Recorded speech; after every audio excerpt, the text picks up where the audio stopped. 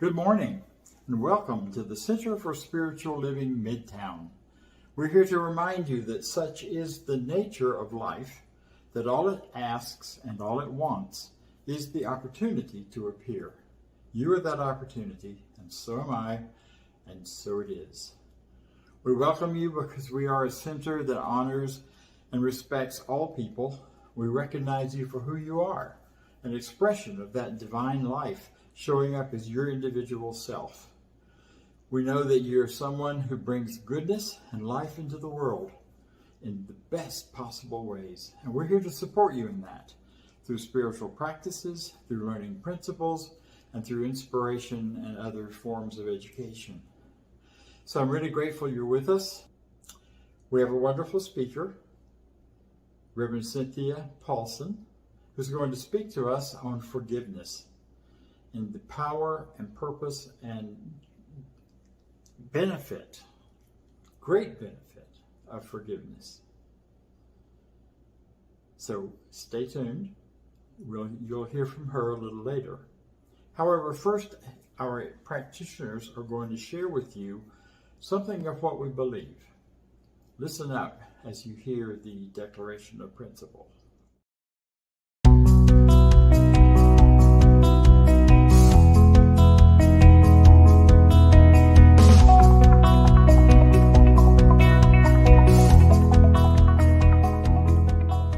I believe in one God, one absolute power and first cause to all things. I believe that this power is perfect love and creates out of a desire to express love. I believe all thought is creative, and how I choose to think creates my personal experience. I believe in the unity of all life and the immortality of the individual soul, forever unfolding. I believe in the eternal goodness, the eternal goodness of God, the eternal loving kindness, and the eternal givingness of God to all. And so it is. And so it is. And so it is.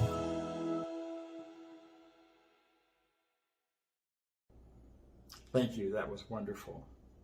A practitioner is someone who is well trained in this teaching, who has learned to use it for themselves and make it available to other people. They do individual work for others in prayer, in affirmative prayer, and in some forms of spiritual coaching. So if you have an area of your life that you feel not quite right or stuck in, it would be wonderful to contact a practitioner. You can gather one through our website, reach out to them, and they'll get back in touch with you and work with you in whatever area of your life you feel the need, whether that is the area of health, your wealth, your love life, or your prosperity. We're here for you.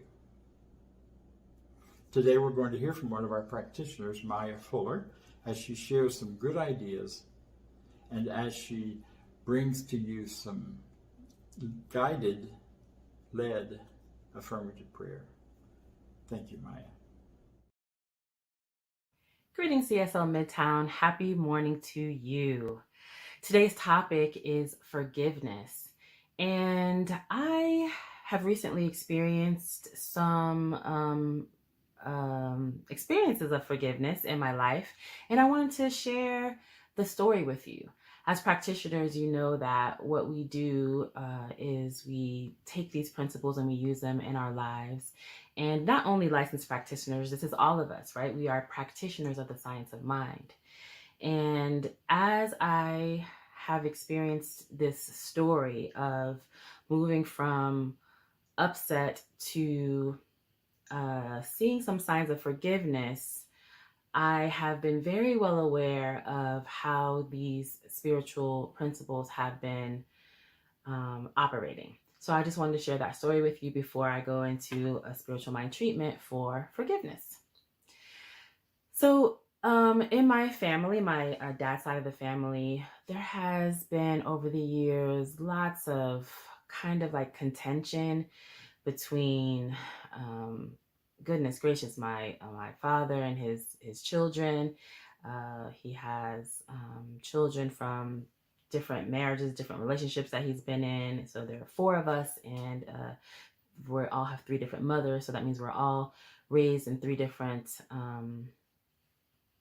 ways, right? By 3 different mothers. And so raised in 3 different ways. We have 3 different family backgrounds in terms of, you know, us being connected with our mother's family. And we've each of us had relatively little real life living, growing up interaction with our father. None of us were raised with him. And just there's been misunderstandings with him, his mom, my father, my father's mother, my father's aunt, my father's sister, among all of us. So just lots of rumblings throughout the years. Really, maybe me and some of my siblings not really jiving too well with my aunt, and then apparently there are stories been told by the aunt or this one or that one to the siblings that have caused some sibling interruptions between us, or misunderstandings happened between the siblings. Just a lot of just rumblings. And throughout it all, my father's like, saying he's, feeling so guilty, or expressing his guilt for not having, been the best father. And so lots of kind of pain and stuff like that. Along with that, pain or these discomforts that have been we've been experiencing throughout the years, my father got married about a little bit over 10 years ago, and it's so interesting how it's like love is a great unifier, but sometimes the appearance of the opposite of love can be a great unifier. So many of the characters in the story, including my father, have had major issues with the stepmother. And the stepmother is like, all of our kind of issues that we've had have been like quietly kept, like kind of underground. Like we might express it to the like some upset we have with the aunt, we might express it to the sibling, or some upset we have with the father, we might express to the sibling, or something like that, or some upset some of us might have with the siblings might be expressed to the father, but just gently, you see what I'm saying? Not with this, big energy. It's just been like rumbling underneath of our lives. But this stepmother, she's like in your face, and she's like very, basically, I would say metaphysically, this idea that as within, so without. She really is like really the projection really of all of this kind of upset. And one thing that we tend to agree upon is that she's a tough one. She's a really tough one. But in order to, she's a member of our family, and in order for me to converse with my father or visit him or these things like that, then I come into contact with his wife. And I call her wife and not stepmother because, like I said, they've only been married about 10 years, and she's not really old enough to be my mother. So not meaning disrespect there. But in this in your face kind of relationship, that whenever it's almost like whenever I speak to her or she speaks to one of us, there tends to be like this big like explosions. And so we were just talking about something that for me, these things are for general public. These things can end up being benign, but she's very sensitive. And if you don't agree with her, then she really can really blow up at you. And I know this is just my perception of the things. I know that metaphysically there's so much more involved, but I'm just sharing the story with you. So we had a lovely conversation, but then she started where we're just talking about scheduling, meeting each other. And then she started kind of telling me an upsetting story that she had, like an argument or fight or something like, argument that she was having with my dad or something like that. And I said something to her in it, of course, being compassionate, saying to her, I understand, I would be upset too. But I said something to her within that that was not in agreement with what she said. And she blew up. She blew up and she's starting to attack me and all these things. And I have operated with these people by staying away from them, by just staying away from them. But you know what? I am just tired of the fight. I'm tired of the fight. And what I decided to do this time is to say to her, we have to stop this. Let's stop this. Please, let's just operate in love. Let us just be loving. And I just, for some reason, something came over me and I just kept saying, we can love each other. We can forgive each other. We can understand that sometimes each one of us will say things that either we misunderstand or we don't agree with, but we can still forgive each other for that. Let us establish a new relationship within ourselves. Let us decide, you and I, that we come together. We come together as a sisterhood. When we see each other, we are like best friends. We're friends. We're friendly with each other. We love each other. We like each other. And she was like, ah. And I just kept saying that, just love, just love, just love, love, love, love, love, love, love, forgiveness, kindness, forgiveness, love, love, love. And by the end of the I felt myself being disarmed by just really abiding in the consciousness of love. And instead of being upset with her and holding something against her and saying, you're attacking me for this, instead of having to create situations that I had to forgive, or love automatically allowed forgiveness to come. So in that, just in the end, all she said was okay. And in that, I ended up getting a phone call from her daughter, because there has been issues with her daughter and all of our siblings. I got a phone call from her daughter inviting me to her party. And at first, it was a couple of days later. So at first I was in my old mindset, right? But then I remembered, okay, we're doing love, and this lady's reaching out to me, sending an olive branch, extending an olive branch. And I had intended to cover the situation with love, a couple of days ago, if the daughter contacts me or whenever I see the daughter, to cover the situation with love. But I hadn't really, didn't know how I was going to get there. I had the willingness, but I didn't know how to actually feel that way, how to really get to the space of forgiveness the way I had with her mom, by just having this love, love, love. So I remembered love. I remembered how good it felt for me to just, transcend the upset and transcend the situation. And so when she invited me, I ended up going to her party, and we ended up having a lovely time. I saw my stepmother, my father's wife. I saw the stepsister, and it was just, I gave her flowers and brought gifts for the event that she was doing, and extended my olive branch as well. We're talking about forgiveness that was really inspired by the concept of love. We know that love is the great unifier. Ernest Holmes says love is free of condemnation. And I would say that something that that came out of that is in expressing the situation to my brother and to my father, and of course to my father's wife, the concept of just love and forgiveness.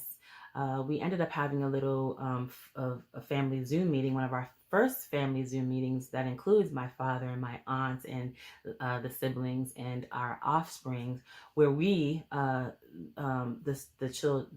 siblings and offspring, are learning about our family history.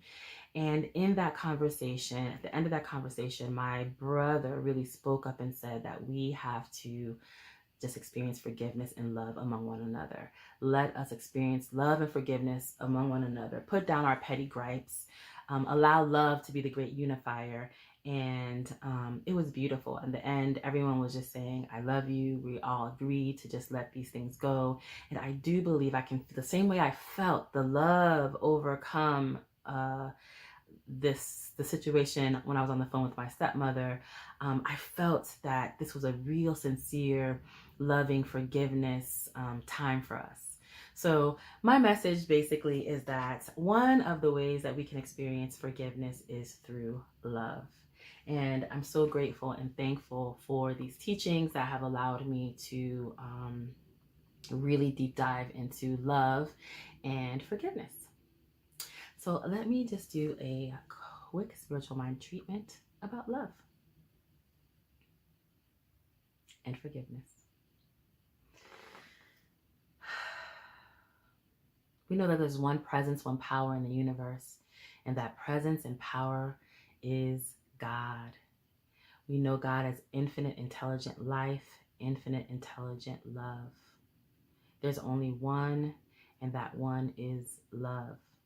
Any ideas of separation, any ideas of anything other than love are just false beliefs.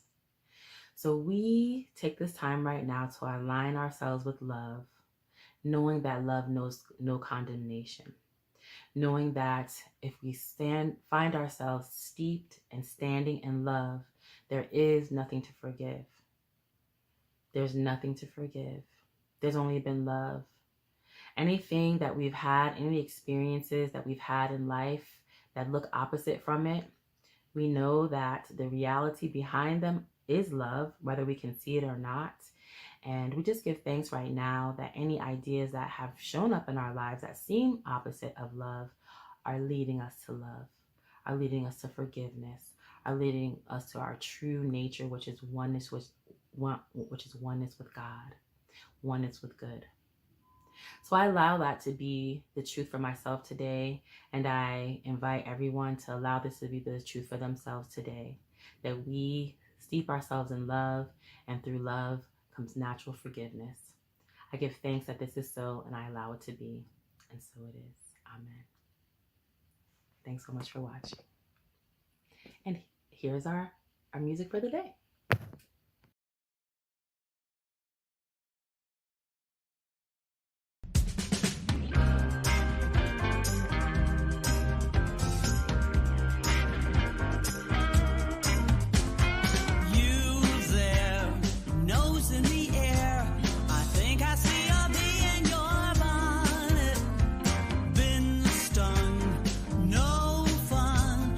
There's a remedy if you want it.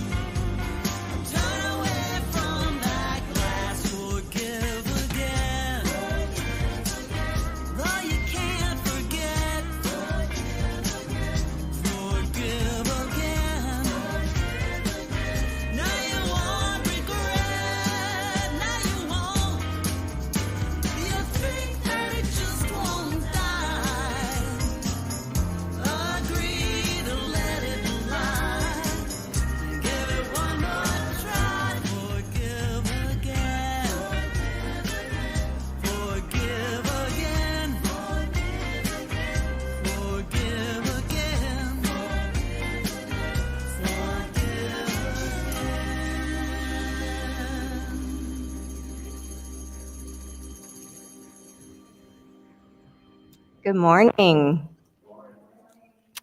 I want to thank Mya for that beautiful family story. That was probably a hard thing to share, and I just want to thank her for that. That was wonderful to hear. So this whole month, we have been practicing what we teach, exploring different spiritual practices that help us live our best lives. Today, as you know, I get to talk about forgiveness, which I think we all know can be complicated and challenging.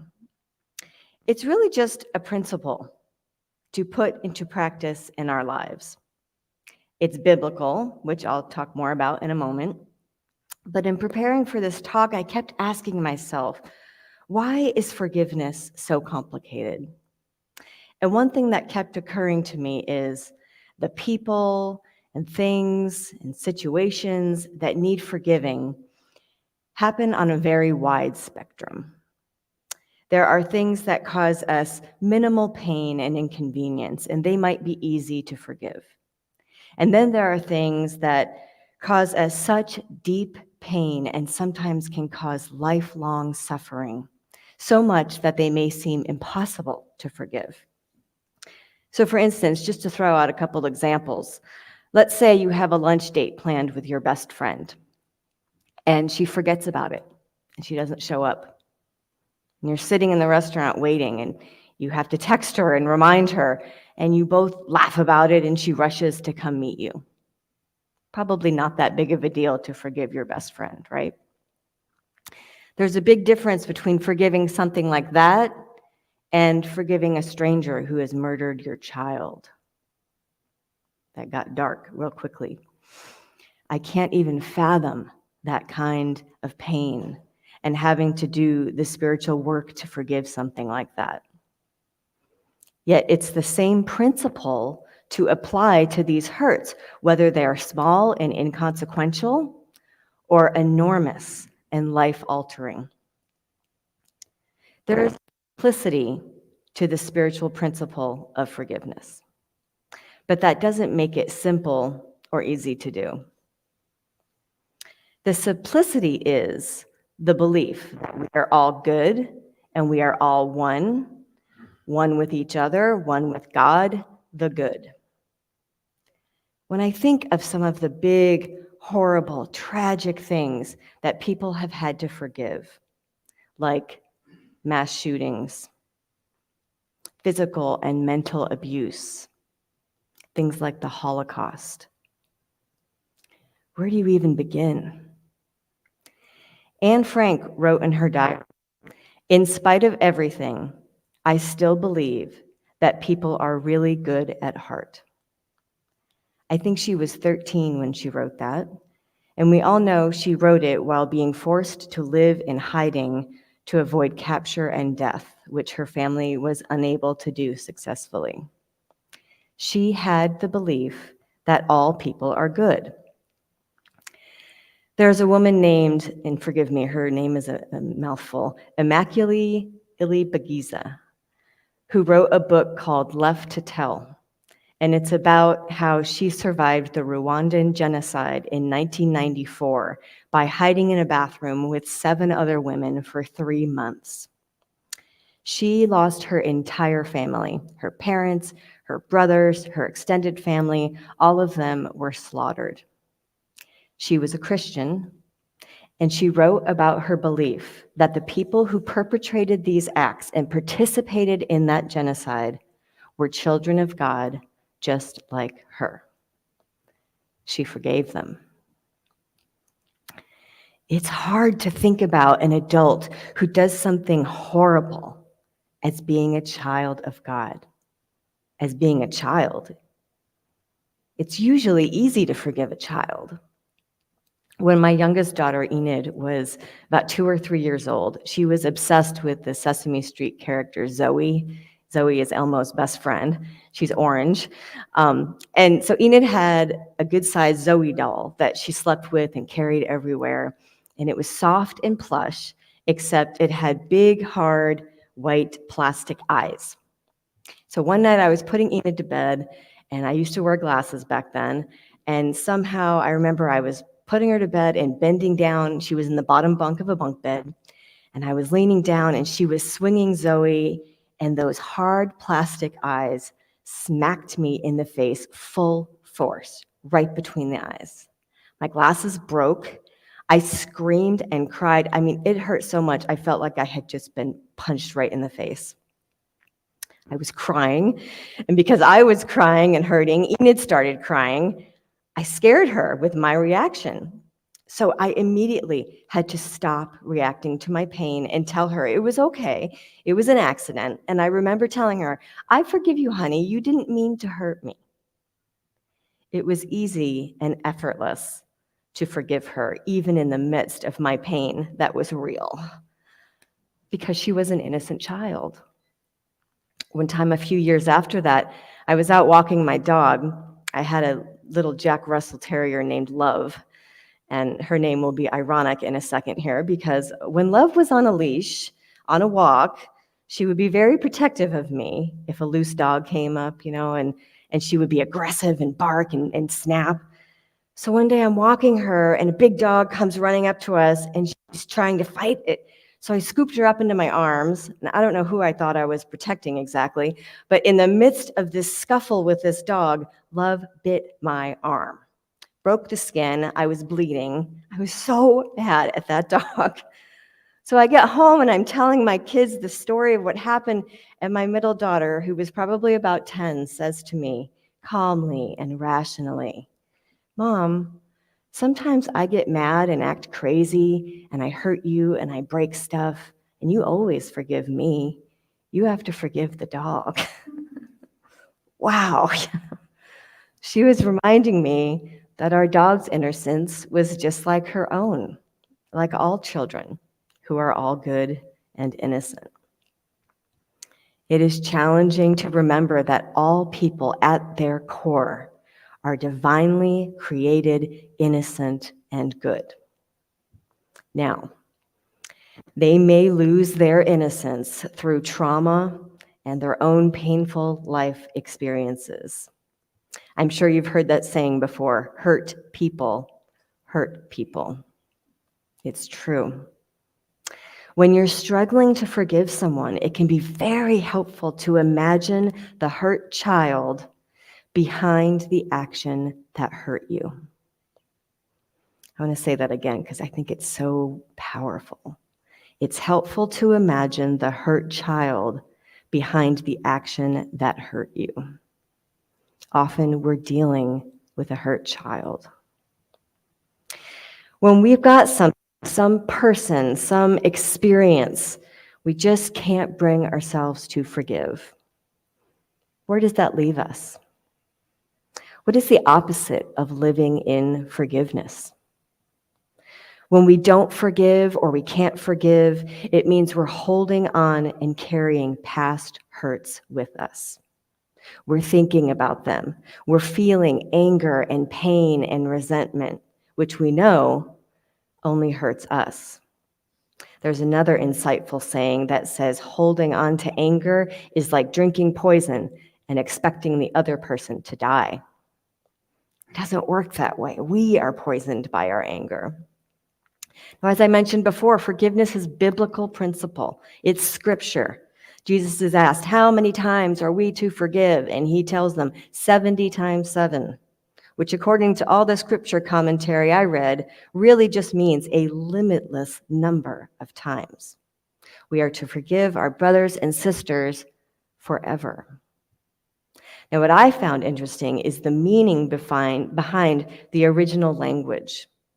Aphiemi is the Greek word for forgiveness that appears in the Bible, and it means to give up, let go, or keep no longer. That is the spiritual principle of forgiveness. It is the way God forgives, and we are to forgive in the same way. Ernest Holmes wrote about this in The Science of Mind. He said, remembering that the Spirit holds no evil toward man and that God is love, we should emulate this divine lesson and forgive all, that our hearts may be free from the burden of our own condemnation. God doesn't know anything about sin. And of course, by sin, we mean the belief in duality, believing in our separateness from God, believing we are separate from our own divine nature. Spirit forgives this because it doesn't even recognize it. It's given up, let go, never held against us. Now, when we forgive, we stop carrying the incident, whatever it is. We stop thinking about it and let it go. That is really when the magic begins to happen with this spiritual practice. It's not about letting a person off the hook.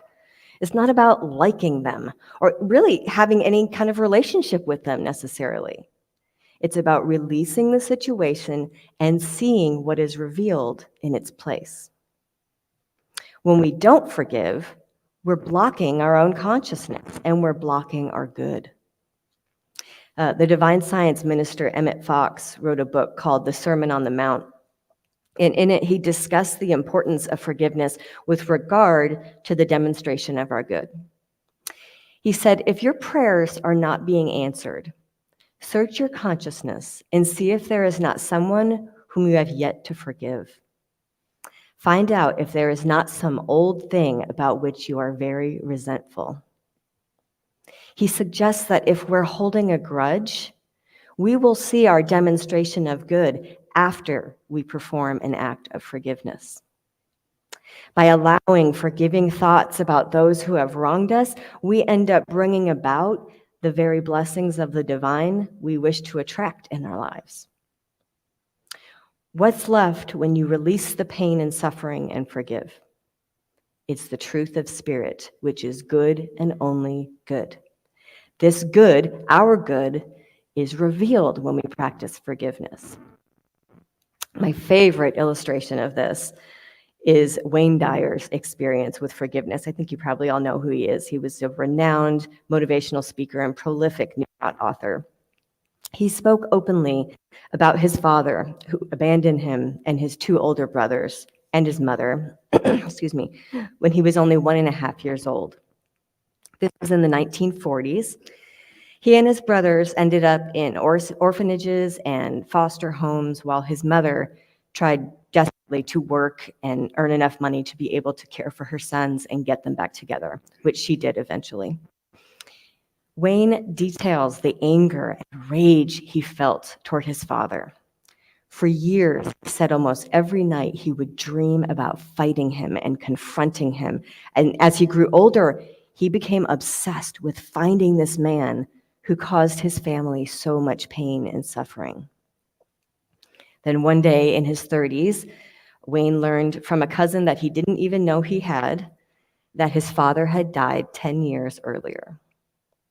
Even after learning this, he was filled with rage for him. He wanted to go to his grave. He had very limited information. All he knew was the city he was buried in, Biloxi, Mississippi, and he knew the year that his father died. It's just an amazing story of spirit at work. Wayne ended up renting a car, and he had planned to drive to Biloxi, and in the rental car that had never been rented to anyone else before, it had less than a mile on the odometer. He had to get in, and he was looking for the seat belt, and he had to get underneath the floorboard under the car, underneath the seats. And underneath there, he found a business card that said Candlelight Inn, Biloxi, Mississippi. And he thought that was so odd, he couldn't even figure out how could that have gotten in this car. So he sets it aside, he gets to Biloxi, he doesn't know what cemetery he's buried in. So he has to get on the phone and start making calls and doing some research. And he ends up discovering that his father is buried on the grounds of the Candlelight Inn in Biloxi, Mississippi. It's an amazing story. So something bigger was at play here, clearly. He finally gets to the grave, and he admitted he considered peeing on it, but he didn't. Instead, in that moment, he let out his rage. He cried, he yelled, he talked to his father for several hours at that gravesite. And then suddenly, he felt a wave of calmness and peace wash over him. He finally knew the time had come to abandon the hurt and anger that he had carried for all those years. He said out loud to his father's grave, "I forgive you."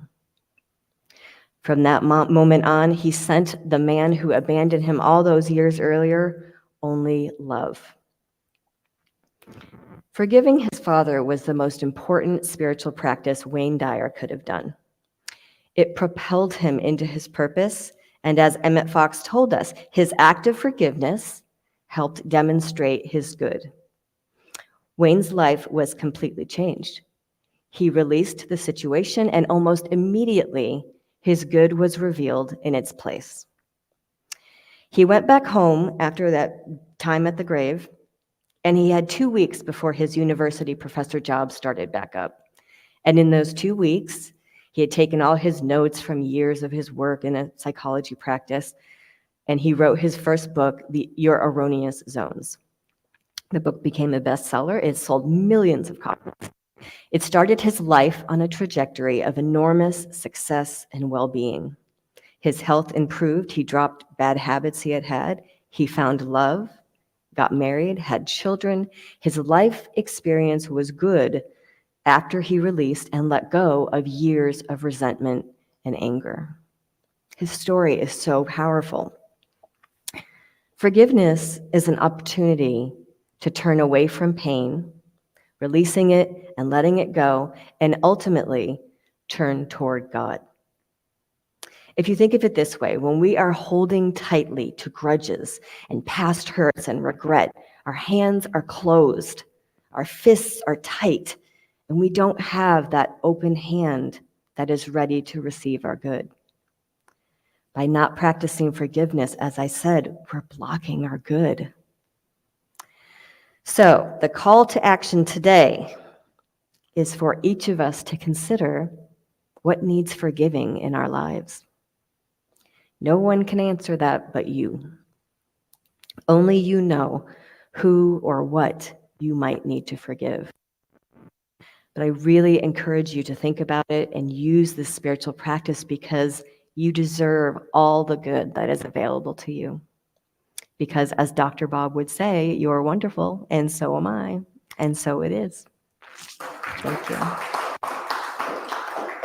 All right, we're going to have Vance come up. Thank you, CSL Midtown.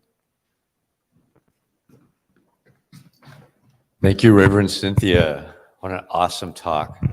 2 talks, actually, with Mya, and this talk with all that information in it gives us an idea of what we can do to forgive.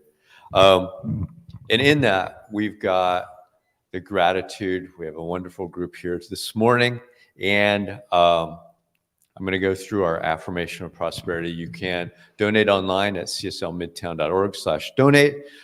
Click the QR code. If you will, with me, say our affirmation of prosperity. I live in a universe of abundance. As I freely and joyfully give, I join in the divine flow. And all that I share with life returns to me, multiplied abundantly. And so it is. And then next week is the beginning. It's the first Sunday in May. We've got, and we're going to have our annual meeting that Sunday. So if you're in town, please come and join us. If you're not, we're going to do it on Zoom as well. So everybody anywhere can join us for that. And we'd love to have you here. We'll talk about our finances, where we're going, what we're going to do. The other thing with that is this is the first month that we're only going to meet the first week of the month. So from May forward, we're going to meet the first week of the month and have a potluck. So if you want, come join us. We're going to do that. The other weeks will be online on Zoom, so everybody can join us that way as well. So we're continuing on in our service that way. Reverend Dr. Bob will be back with us next week. Enjoy that, his time off today. So if you will, now with me, let's do our affirmation of life. I leave this place now knowing something better than I knew before. I go forth into the world with a mind of good sense. I look at the world in a greater way, knowing that I have within me everything I need to create the life I desire. I give thanks for this understanding and I am grateful for the Spirit of life that lives through me. And so it is. Have a great week, everybody.